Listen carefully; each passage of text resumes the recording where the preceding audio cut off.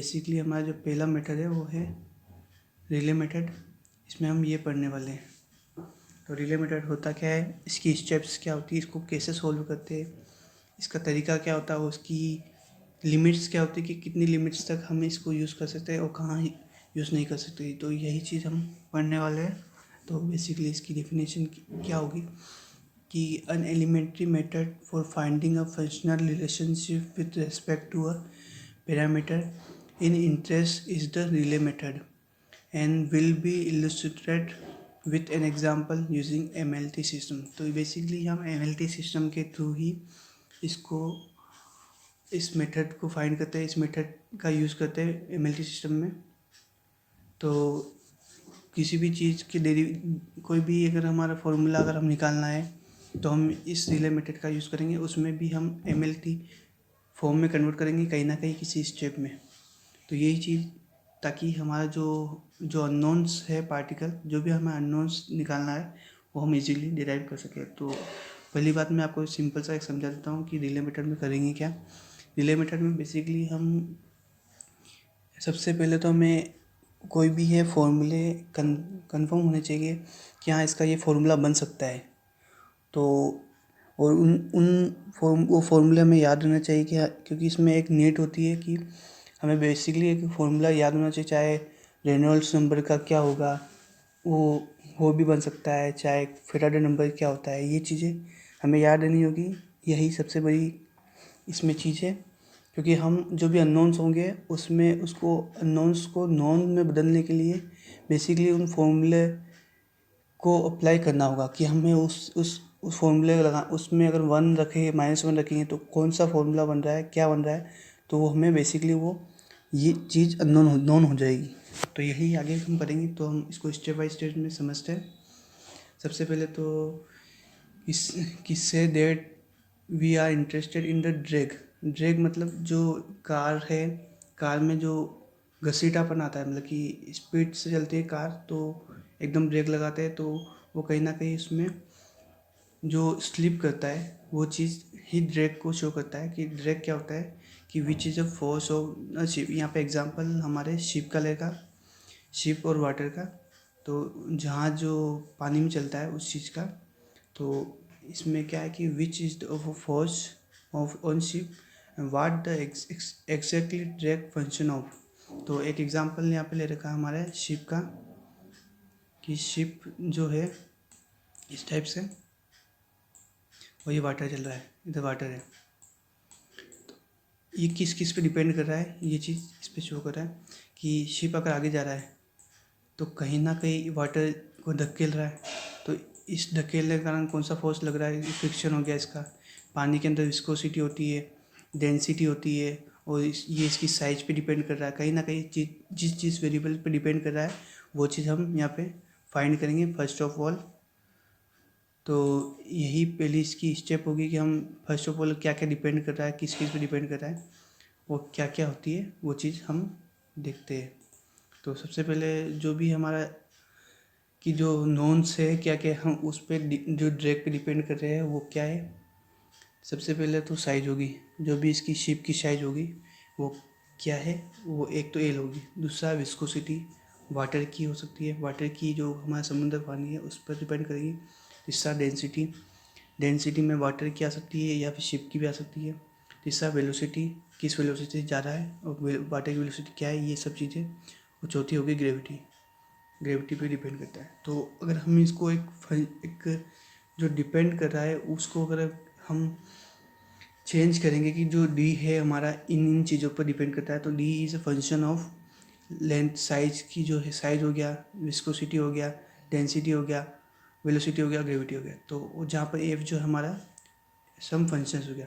तो ये चीज़ होगी कि हमें जो ड्रैग हमारा है वो इन चीज़ों पर डिपेंड कर रहा है। तो कोई रिले मेथड में अगर इसको निकाल लेंगे तो हम किस प्रकार लिखेंगे। तो रिले मेथड में हम जो लिखेंगे इसको, रिले मेथड में तरीका कि हम इसको अज्यूम मानेंगे कि डी जो है सी एल की पावर है, एल क्या साइज है, रो डेंसिटी है, बी लिख दिया। इसी प्रकार जो भी अननोन्स है हमने सी डी ई इस प्रकार शो लिख देंगे। और जो सी जो है वो हमारा डायमेंशनल लेस कांस्टेंट होता है, जैसा कि शो हो रहा होगा डायमेंशनलाइज क्वेश्चन। और ए बी सी डी जो है, A B C D E जो है हमारे एक्सपोनेंट्स होते हैं जिसकी वैल्यू हमें नहीं दे रखी होती है, जिसे हम निकालेंगे आने अगली स्टेप में। हम स्टेप बाई स्टेप चलेंगे। पहले तो ये जमाना हो गया नॉर्मली कैसे जमाते हैं। तो इसमें एक नोट है कि जो भी हमारा नोट, इसमें नोट क्या है कि जो भी लेफ्ट हैंड साइड का जो भी डायमेंशन है वो राइट हैंड साइड की डायमेंशन है। जैसे बार एल की पावर 2 है या यहाँ पे ए है, ये दोनों सेम होनी चाहिए लेफ्ट हैंड पार्ट में, तभी वो कहीं ना कहीं इक्वल होगी। तो इक्वल होगी तो यहाँ ए इक्वल टू 2 हो जाएगा। यही इसमें नोट में शो कर रहा है कि note that the dimensions of the left side force must be equal to those of on the right side. कि एक और चीज़ है कि इसकी लेंथ अगर मीटर है तो इसकी जो डायमेंशन बनेगी वो भी मीटर में बनेगी। अब फोर्स अगर फोर्स की अगर न्यूटन में है तो सामने वाला भी न्यूटन में होना चाहिए, उसमें न्यूटन पर मीटर नहीं होना चाहिए। ये चीज़ भी एक शो करती है। ये चीज़ आपको नॉर्मली बेसिक होता है कि इक्वल यूनिट होगी तो दोनों साइड में इक्वल ही होना चाहिए, अलग अलग नहीं होना चाहिए। यही चीज़ हमें शो कर रही है। तो अब हम इसकी स्टेप बाय स्टेप चलेंगे कि स्टेप क्या होती है बेसिकली। तो हमारी जो पहली स्टेप है रिले मेथड की, कि जो भी हम करने वाले हैं शुरुआत में हम क्या करेंगे, सेटिंग अप द इक्वेशन को सेटअप करेंगे। पहले तो जमाएंगे उसको, क्योंकि स्टेप बाय स्टेप करने से हम अच्छे से समझ सकते हैं कि कैसे क्या करना है। तो क्या है कि write the equation in term of dimensions only and replace the quantity with their respective unit, the equation then becomes. कहना क्या चाहता है कि जो भी हम जो इक्वेशन है उनको MLT फॉर्म में चेंज करेंगे। तो ड्रैग फोर्स है तो फोर्स की जो विमा होती है वो MLT-2 होती है, ये MLT-2 इस होगी इक्वल टू जो हमारी साइज को हमने L से लिखा था लेंथ में, तो L की पावर A हो गया। इसी प्रकार जो डेंसिटी हो गया, ये वेलोसिटी हो गया, जो भी है इसको इस फॉर्म में चेंज कर देंगे L और T की फॉर्म में। और लेफ्ट हैंड साइड का जो भी हमारा पार्ट है MLT-2 वो राइट हैंड साइड में इक्वल होना चाहिए। यही चीज़ ये लिखा हुआ है। तो हमारे से जो सेकंड स्टेप जो होगी हमारी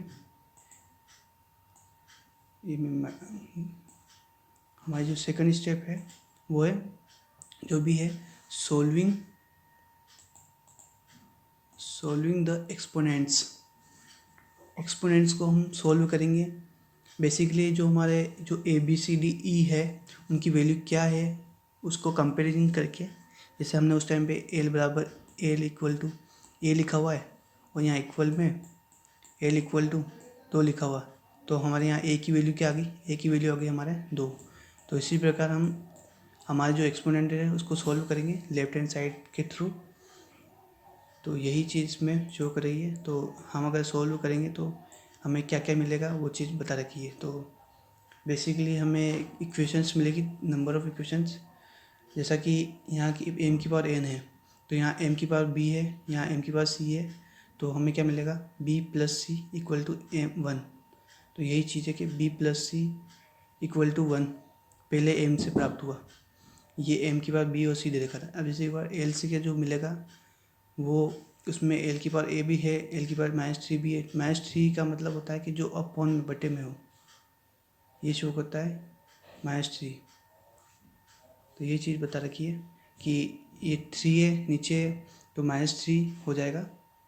तो इससे जो इक्वेशन मिलेगी L A -3B plus C A minus C plus D plus E, इससे हुआ। इसी प्रकार T से भी ऐसे निकाल लेंगे कि -2 इक्वल टू -C -D और -2E इस इक्वेशन के थ्रू।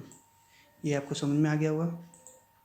तो हमें बेसिकली इक्वेशन कितनी मिलती है, बेसिकली हमारे पास जो इक्वेशन है हमारे पास 3 इक्वेशन है, 1 2 और ये 3 इक्वेशन है। और हमारे पास अननोन्स कितने हैं, A B C D कुल 5 अननोन्स है। तो हमारे पास वेरिएबल इक्वेशन हमारे पास क्या है 3 इक्वेशन है और अननोन्स जो हमारे पास वेरिएबल है 5 है। तो इसका मतलब क्या है हमें जो कंप्लीट सॉल्यूशन है वो नहीं मिलेगा, क्योंकि 5 अननोन है और 3 ही इक्वेशन है, तो इससे हमारे को सॉल्यूशन नहीं मिलेगा। तो हम क्या करेंगे, बेसिकली इसको सोल्व करने के लिए हमें अननोन्स फाइंड नहीं होंगे। इक्वेशंस जो हमारे पास नॉन इक्वेशंस है, इक्वेशन है 3 ही है और 5 अननोन्स है। तो बेसिकली हम जो 2 चीज़ें हैं, मान लो सी और मान लो कि हम क्या करेंगे, सी और ई हो गया, तो जो सभी यूनिट्स है को सी और यू में कन्वर्ट कर लेंगे, ताकि हम जो सोल्व कर पाएंगे इक्वेशन को वो इजीली सोल्व कर लेंगे। तो सबको हम सी और यू में कन्वर्ट करेंगे, तो हमारा बी को अगर सी और यू में करेंगे, सी में करेंगे या ई में करेंगे, तो बी अगर को करेंगे तो बी जो होगा वो 1 माइनस सी में होगा। इसी प्रकार डी को करेंगे तो सी और ई में हो जाएगा 2 माइनस सी माइनस 2 ई। इसी प्रकार ए को करेंगे तो बी सी और ई में, तो ये इस प्रकार आएगा 1 माइनस 3b प्लस सी माइनस डी ई। और इसको सी और ई में करना केवल, तो डी और बी की जगह ये डाल देंगे कि डी की जगह 1 माइनस बी की जगह 1 माइनस सी और डी की जगह 2 माइनस सी और ई। तो ये अगर इसको इसमें पुट अप करते हैं तो हमें पास जो इक्वेशन मिलती है वो हमें मिलेगी ये A equal to 2 minus C plus C. ये हमारे पास इक्वेशन, तो सब जो हमारी तीनों इक्वेशन होगी, ये बेसिकली पहली इक्वेशन होगी, ये दूसरी इक्वेशन होगी और ये जो तीसरी इक्वेशन है, ये तीनों जो इक्वेशन है हमारे पास सी एंड ई में कन्वर्ट होगी। और रूल क्या कहता है कि जो हमारे पास अननोन्स हमारे पास कम होनी चाहिए और इक्वेशन हमारे पास ज़्यादा होनी चाहिए। तो हमारे पास अननोन्स यहाँ पे 2 ही है कि 2 फॉर्म में है, और इक्वेशन हमारे पास 3 है, तो हम इजीली इसको सॉल्व कर पाएंगे।